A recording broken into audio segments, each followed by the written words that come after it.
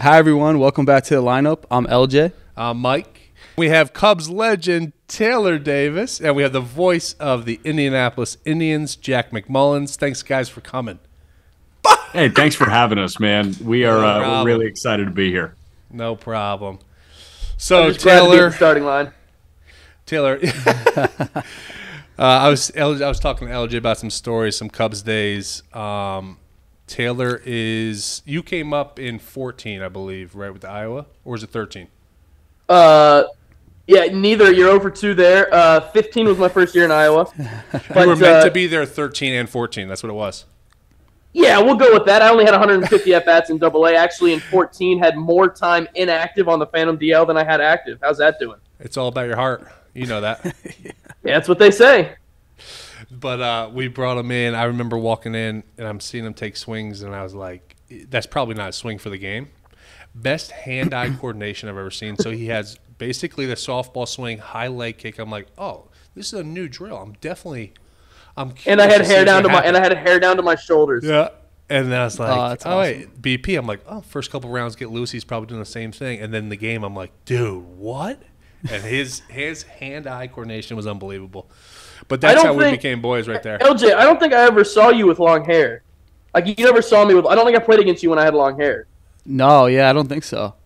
I cut my hair in 17, so I think that was the first time I would have played against you. But yeah, me and Pierce Johnson actually, the Cubs as a team raised $50,000 for me and Pierce Johnson to cut our hair. Wow. For children's cancer, really cool. Fun thing for Joe Madden's charity. So that was a sick thing. But yeah, man, that was a fun time to be in that system. There was I mean, obviously, like the talent was incredible.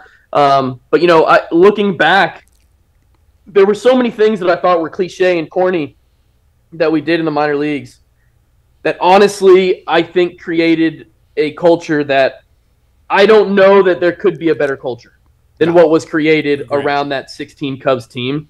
And I know that's a biased statement out of me, but like I've been a few other places and that culture, it was a belief. You showed up every day, whether you were in Daytona, Peoria, Arizona, with the belief that whatever you did that day was going to help the major league team win. And you were so proud to be a Cub, and that was just a cool thing to be a part of. Especially, I signed as a non-drafted free agent as a junior in 2011, and they lost 100 games in 11, I believe, like 11, 12, and 13. So, like, to watch this transformation from the worst team in the Central with a bottom 10 farm system to where they went, man, it's such a blessing that I came up in that and got to be a part of that. Even though I wasn't a part of the World Series team, just as a person, like, to see that was so cool. Yeah, that sounds cool. And how many teams did you end up playing for? 3. Not just so the Cubs, I'm saying like organizations. Cubs for 9 years. I was a free agent after 19. Signed with Baltimore for 20. Re-signed and went to the alt site. Re-signed in 21. Went to Norfolk. Traded to Pittsburgh in the middle of 21. Yeah.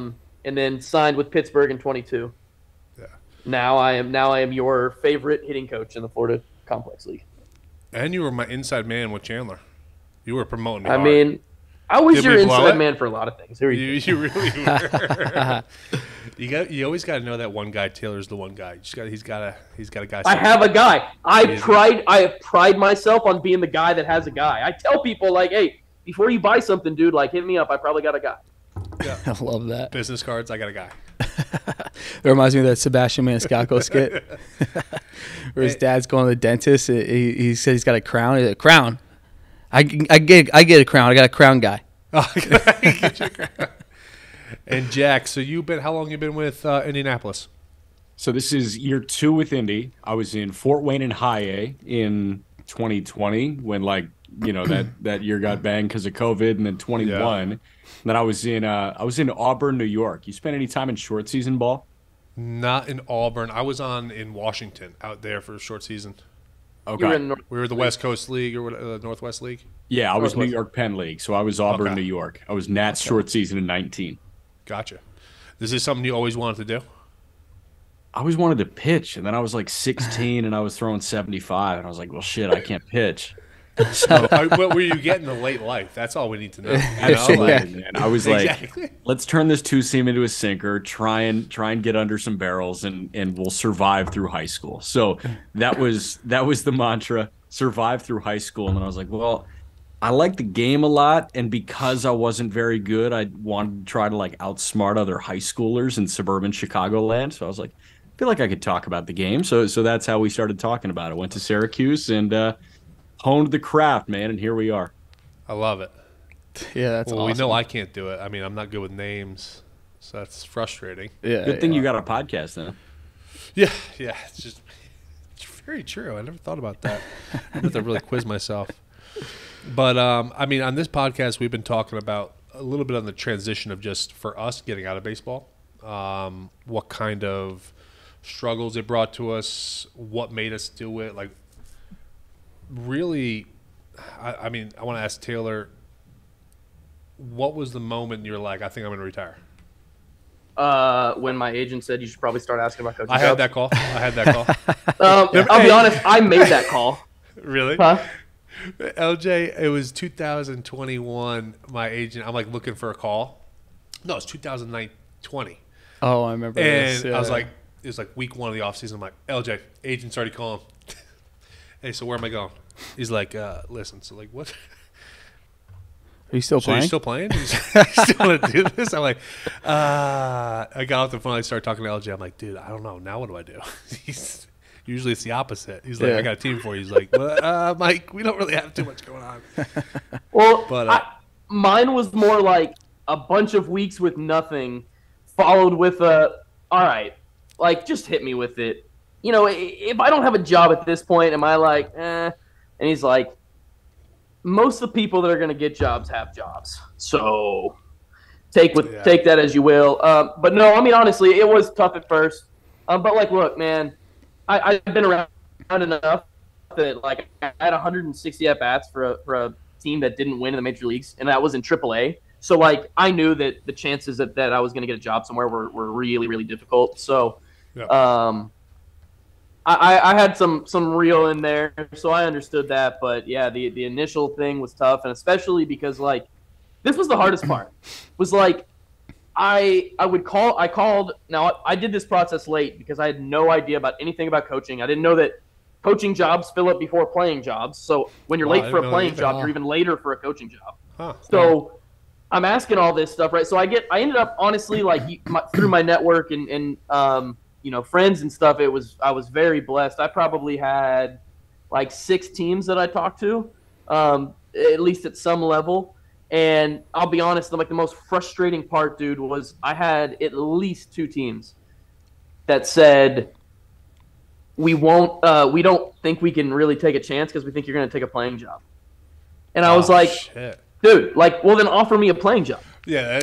Like, what do you mean? Justice. Yeah. Well, so, you know, and I'll be honest, like I appreciate their sentiment, but you know, I think at the end of the day, that it was just tough because like I had felt like I crossed that mental barrier. Like I felt like I had done it, and then as soon as I'm doing this and I'm moving on, these guys are like, "Oh wait, hold on a second, you still got something left."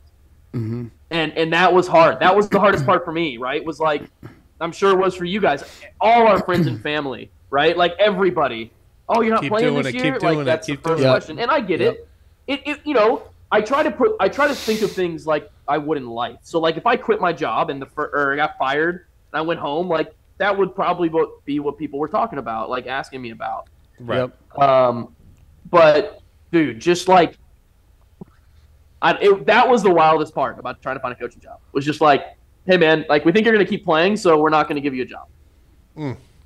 That would make it harder. Yeah, I definitely. totally understand that. What's his name has a similar story. Drew Maggi, with his whole come up. I think his I agent played with said him something. last year. He's such a good dude, man.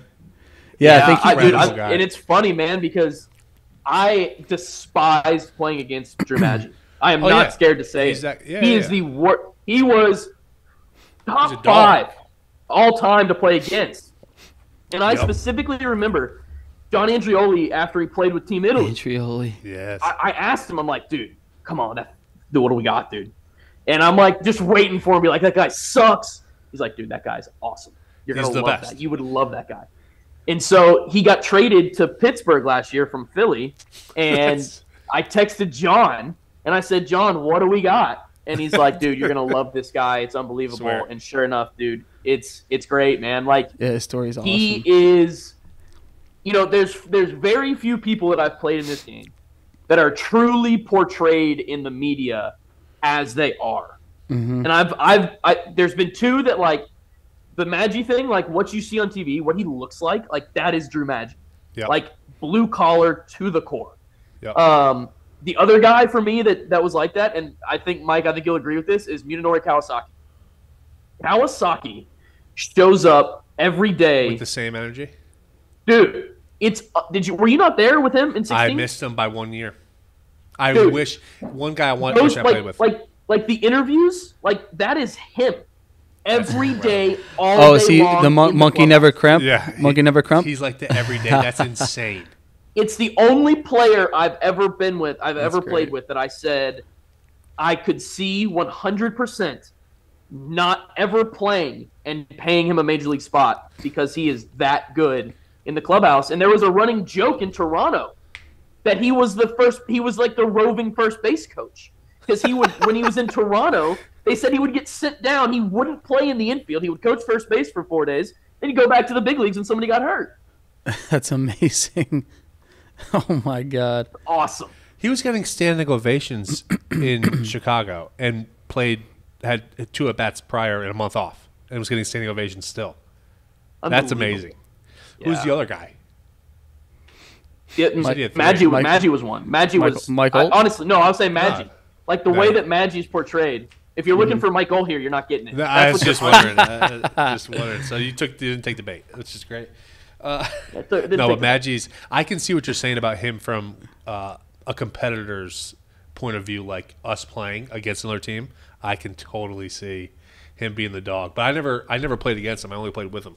Well, he said in his interview too. He said his agent tried to get him to quit eight years ago. Yeah. And then the guy said on the interview, "Did you fire him?" He's like, "Well, no. I needed to get my cleats somehow." Still for spring training, they would take 3 months. Yeah, that's what I was gonna say. I love that little drop in. But he would call his agent with me in the car. I'd be like, "Watch, let's see if he answers." But yeah, I've had a few buddies that like. So I got my first agent wasn't like a big guy, and then my second agent was a big guy, but it was through a friend. So like, there was more of a connection there. But like, I've just heard of these like horror stories of these dudes that used to be dudes at these big agencies, and then like you have a bad year or two, and like it's you can't reach the janitor. Yeah. No. Yep. Yeah. My agent gave me a long rope, really long rope. He was great. I mean. Even, let's see, so I started struggling 13. He was all the way up to 19. He was, like, in my corner the whole time. That's hard to do. He's with Wasserman Media, too, so it's a big-time agency. That is. But I got to the point where I was the same way. I was like, Lenny, I know. Like, I don't need cleats now. I'll buy them myself. Like, he did enough for me. Mm-hmm. So that's all you could ask for as a kid is, like, finding that. There's so many that are not like that. That are just like, I'll see it. You're done.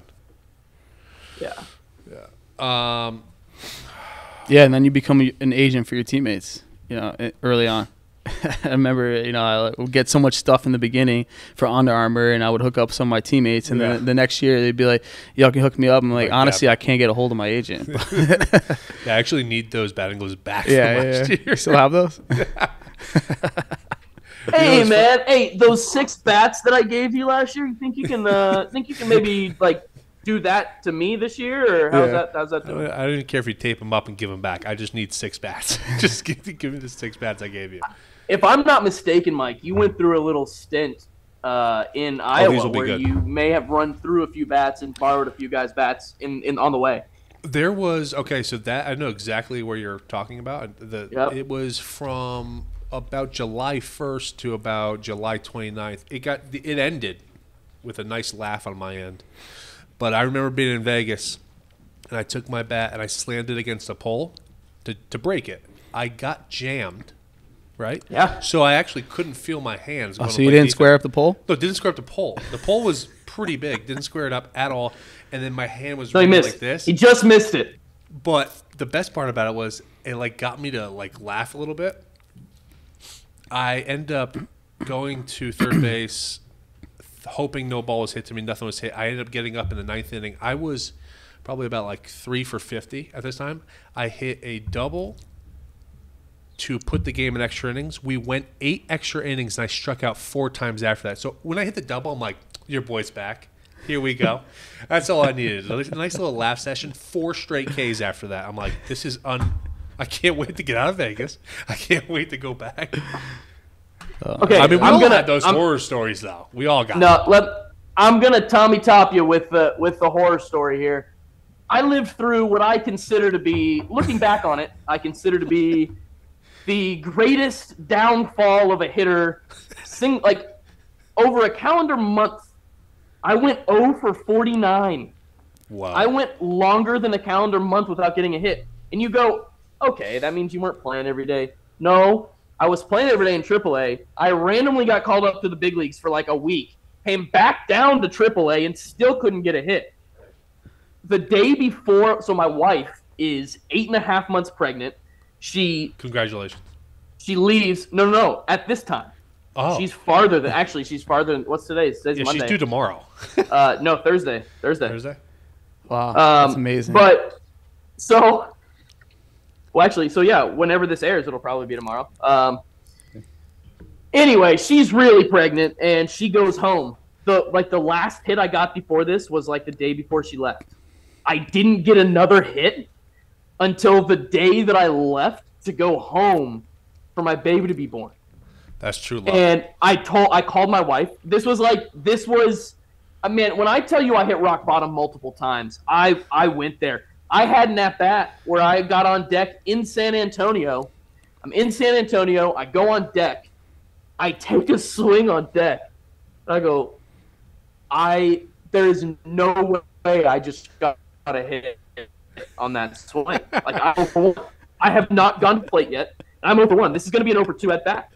That's what we're getting. Oh, my God. So the other downfall was, and this had to be a 1 a.m. phone call to my wife, and it was, babe, I'm not sure that I'm going to be able to look my son in the eyes if I didn't get a hit the month before he was born. So if I don't get a hit, I'm not sure I'm going to be there for the birth. I may show up a couple days later, but we're gonna do the damn thing. And the 0 for 49 ended with a 2-hit night. Now just kind of like your story though, you started out well. It started out poor. Then you think it gets better because you hit the double. Right. So I baby's born, incredible opportunity to have a child. So blessed. Go back to Iowa for like 2 days, and then go to the big leagues because it's September 1st, and they still called up 40 people. So I was one of the special people that got to go up. My son was born August 26th.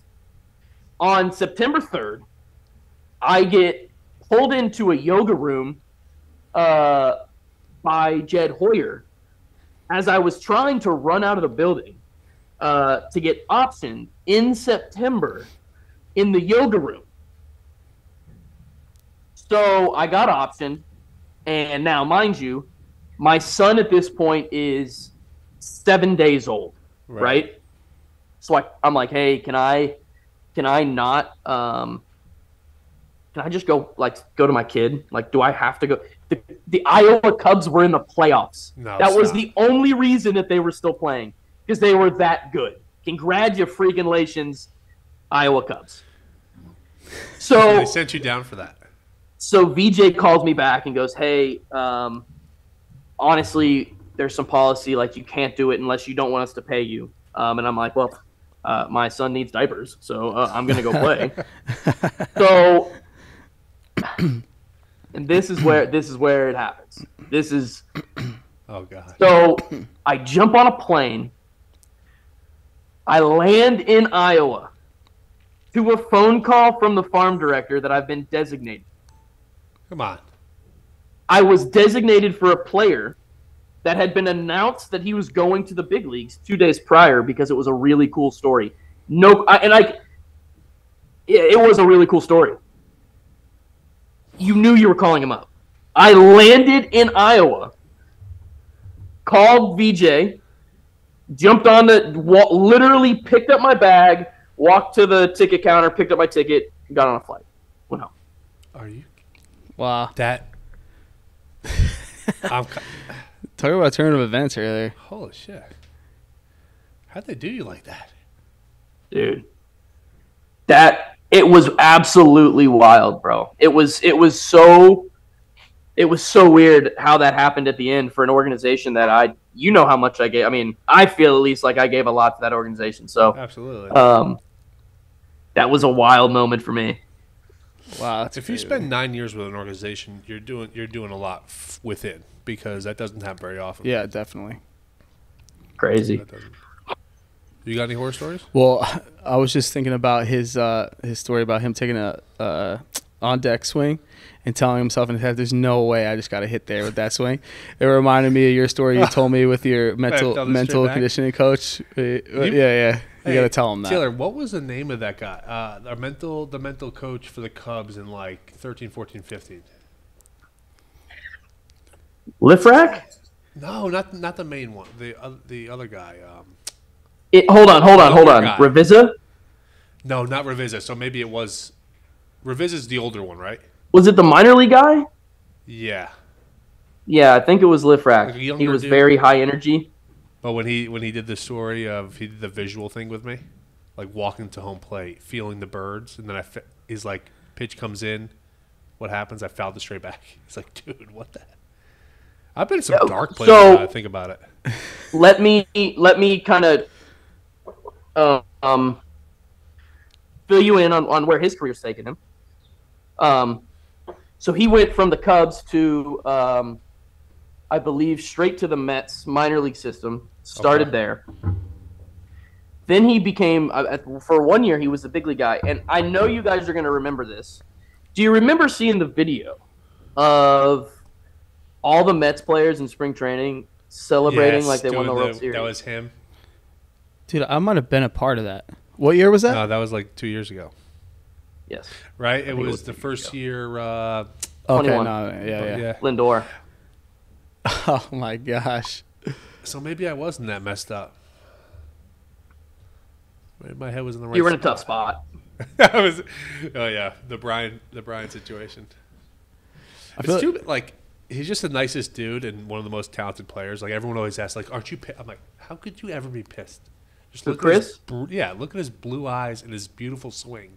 How could you ever be pissed? And, like, he's just like, and it's just so it's just him. Like, I told Jack, we talked about it in our podcast about how, like, Chris Bryant to me, and you can attest to this, no doubt, does not by any means take the best BPs. Like, it's a good BP, but you're not like going to watch his BP. Well, there's a lot of top spin balls that are going to be like you're going to go watch Javi hit BP. Yes, no doubt. But Chris Bryant has just perfected hitting the ball 5 feet over every fence. It's true. That's very true, and he says it. I don't need to hit it 450. I mean, really is good. Jack, what do you got? Yeah, Jackie, I feel like we need a horror story from you. I know you got him. Horror story wise? God, man, I mean, I know Taylor's got something in the holster travel wise. I think that's probably a horror story. Let's hear it. Interesting clubhouse dynamics when it came to short season ball in 19, and like I was always the guy like as the announcer at some of the lower levels. Thankfully, I don't do it anymore in Indy, but like, you know, lower levels, making my way through this, and I'm what, year 4 in minor league ball right now. So, you know, I would be the guy walking in with like the printed box score, you know, into the clubhouse and like walking into the manager's office. So, you know, I saw way more genitalia than I was expecting to see in my career. But you know what? Like, so be it, man. I know you miss it. Sure. No, but like in, let's see, Fort Wayne 2021, I was the guy in charge of getting all the COVID tests and taking them over to FedEx to get them shipped out to the minor league testing. Pull a Ryan Braun? What? Did you pull a Ryan Braun? No Ryan Braun there. I didn't dupe anybody in that regard. But no, getting into the travel story. 2019 Auburn. We were in Morgantown, West Virginia, right? Oof. It's a getaway day. It's a Sunday game. We hear, I think, when we get there, like, welcome to the last year of the New York Penn League's existence. But we get there on Friday for a 3-game weekend set. We hear on Friday that the game on Sunday is moved from 1 p.m. to 6 p.m. because they want to have a fireworks show afterwards. So 6 p.m., we go 12 innings. It's like a 4-hour, 50-minute game. We pull out of Morgantown, West Virginia at 12:45 a.m. 7-hour drive back to Auburn, New York. Yeah. Get in at 7:45. I'm living in Syracuse, which is like 45 minutes away. And, you get back at like 8:30. You sleep from 8:30 to noon. You go back to the ballpark. My partner, bigger guy, had to sit next to him, not a sleeper bus at all. It's like, short season coach bus. I didn't like close my eyes on that drive home, so I'm working on 0 sleep. I went back to the ballpark. I'm like, sleeping from 8:30 to noon. I get back, I sit down in the booth, and I just like kind of rub my eyes. And my partner looks at me and is like, "Are you all right?" And I just lost it.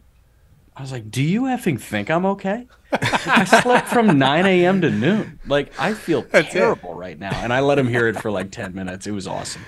Oh, my God. I love that. And then you got to perform. It's amazing. Exactly.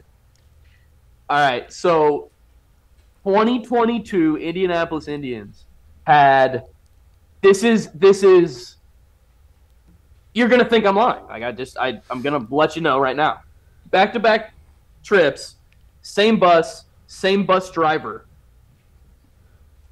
broke down. Multiple sleeper buses on both trips, going different ways, broke down. The first trip turned what I believe was supposed to be I think it was like a 6-hour trip. That was a cool 17 hours later. We were home. Wow. The last one, the coolest, this is like, I would never trade this bus breakdown for anything though because of this story. We pulled off on the side of the highway. We broke down the side of the highway. We found a Taco Bell on Uber Eats and had this woman that would bring us tacos 3 times. And the third time that she picked up Taco Bell from us, somebody wrote in the order that our bus broke down, and they threw in 40 tacos free. No way. So the shells cracked, so we had to give them to you.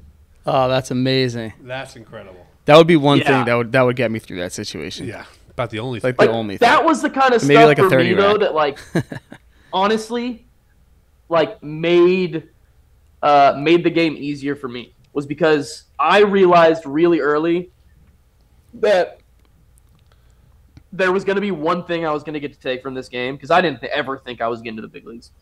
And I knew there was going to be one thing I could take, and that was the memories I made while I was playing it. And I wanted them to be fun. I wanted them to be good. So, all those horrible things that we went through, those are the things I miss the most. I called somebody. I was watching a day game in Memphis, and I was thinking in my head, every Saturday night I was praying I didn't get that day game in Memphis. I didn't want it. I was going to feel horrible in it. But without question, I've watched a bunch of baseball. That was the game that I've missed the most. Was that one. That's the one that I missed. Not the one under the lights, but yeah. Because you were all going through it together. Before, you had a late dinner. Yeah. Oh man, that's what I miss. It's the only thing I miss. Yeah, going through it with all your teammates. You're all going through the same thing, grinding through those moments. We got the beers, cards after the game. Hey, when are you gonna be home? I'm not really sure. Next thing you know, it's 3:00 in the morning. You're leaving the locker room. We didn't even go to the bars. We would just be in the locker room. No, we didn't leave the locker room until 3 a.m. Yeah.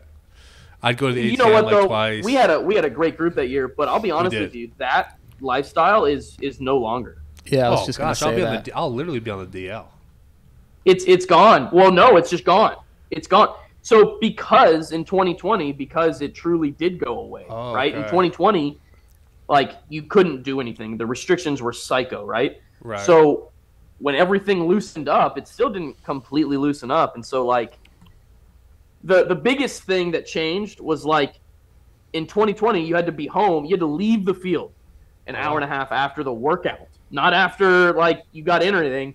After the workout at the alt site, you had to leave an hour and a half later. That has more or less kind of created this, like most guys just want to go back and then hang out at the hotel. Mm-hmm. Oh, got you. Could you be in the hotel with each other or no? You have to be in separate rooms? Or You could you guys couldn't be in together? 2020, no. Can now. That's kind of crazy. Can now. But yeah, you could. Dude, you couldn't go to restaurants. I know. Such a weird time. That's why I retired. I knew the pandemic was coming. It wasn't because of my skill set. It was like I think it's just I'm gonna look in the future here. I'm ready to go. I'm ready to Well, I start mean, doing emails. they say so few people get to choose. Obviously, I mean that was a tough decision for you. Yeah, it was easy at the same time. Wow, dude, Taylor, Jack, it was great catching up with you guys. I wish we could sit on here for another couple hours, but you know what we're gonna do? We're gonna come on to the show and go with you guys. Yeah, we're gonna have to do a. And I was texting you about it. I was like, let's do a home and home, right? Like a college baseball series. Like, yeah, I'll come to your house. You come to my house. All right. When you come I already to my asked house, my mom. though, I can do it. I tell you what we should do. Mom, can he come stay with me? His mom said it would be okay. I missed that. We need to get we should get like an app where we can get a game of Pluck going while we're doing this. Done. Oh my goodness. Bring it Done. back. Absolutely. Yeah. But We yeah, can also no, do it's a day sick. in the Dude, life of appreciate you Jack. having us on. Yeah, appreciate you guys. Yeah, thanks for coming on, guys. Jack, do you think I could do a day in the life with you?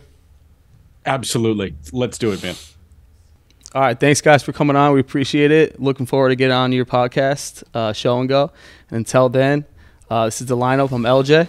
Mike, and we'll catch you later. Yep.